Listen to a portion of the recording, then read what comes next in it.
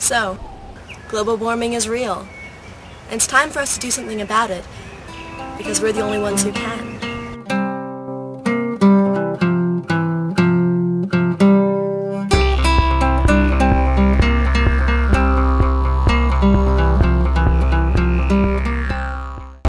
The average Australian household has a greater impact on global warming than you might think. In the year 2000, Australia had the highest per capita carbon emissions in the entire world, and was only third in per capita energy consumption, behind Canada and the United States. With a fuel source that strongly relies on coal, which is the dirtiest of the fossil fuels, the average Australian household emits 15 tons of greenhouse gas a year, 20% of the nation's total emissions. This becomes a financial burden too. The average Australian household spends around $1,500 each year on electricity and gas. The goal of this short video is to present several easy, cheap, and effective first steps you can take to conserve energy. We'll tackle the largest consumers of energy in your household and the simplest and most effective ways to make a difference. Heating and cooling your home, heating your water tank, electrical appliances, and lighting are the primary consumers of energy in your household, and therefore the largest producers of greenhouse gases. It's hard to visualize tons of greenhouse gases, so throughout the film we'll be using Sustainable Victoria's simple conversion to balloons. The government initiative has calculated that a balloon can hold about 50 grams of greenhouse gas. The average Australian household produces about 300,000 balloons every year. Do you imagine 300,000 balloons floating around you and your neighbor's house? Let's start eliminating those balloons. We'll start with the biggest slice of the pie, heating and cooling.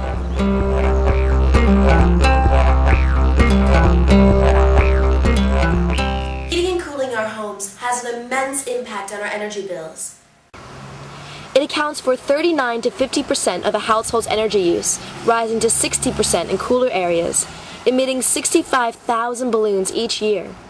It's not unusual for a household to spend upwards of $500 or more on air conditioning alone, and in the South, many spend $1,000 on heating in the winter. Fortunately, there are heaps of ways to save money on heating and cooling your home.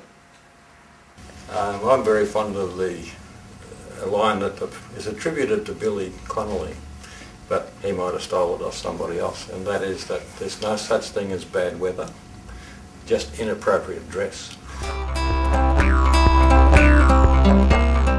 One of the first things that they should be looking at doing is putting insulation in. It's the number one thing, and it'll probably most likely pay itself back within a year. And I actually recommend getting someone else to do it, like a handyman or something like that. It's definitely the most important thing that you can do in your house.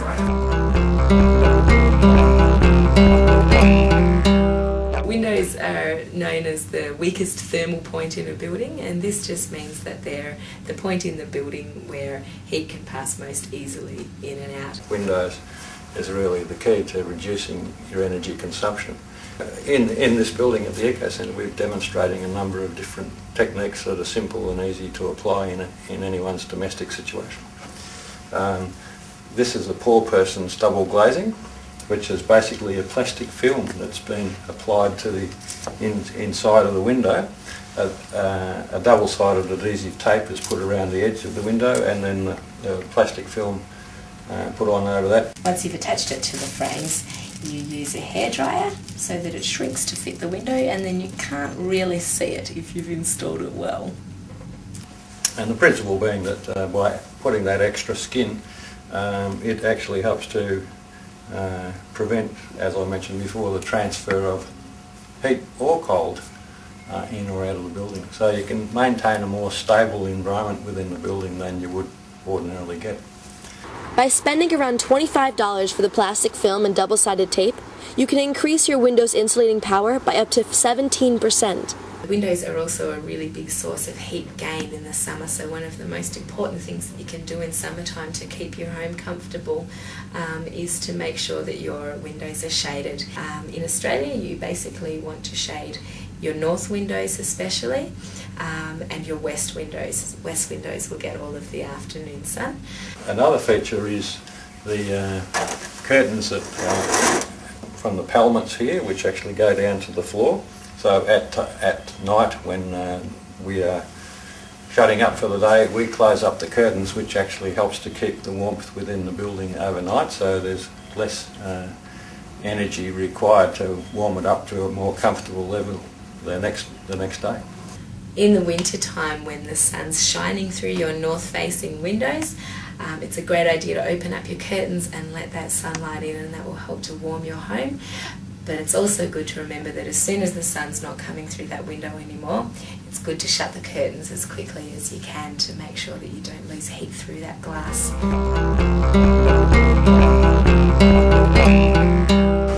Now, somebody did an estimate about 5 years ago when adding up all of the little gaps and crevices in buildings where air could get in or out, and things like underneath doors, gaps around windows, etc. If you added them all together in your average home, would add up to equaling having a hole in your wall about 1.5 metres square.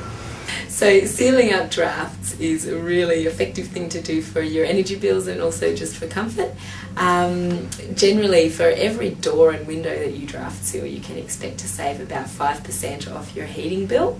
Sometimes in older buildings, the door frames can tend to warp or shrink a little bit, and you end up with gaps when you close the door between this part of the frame and where the door is, so that can let in quite significant drafts. So what can you do about it? There's a whole bunch of cheap and easy draft sealing products that you can get from your local hardware store.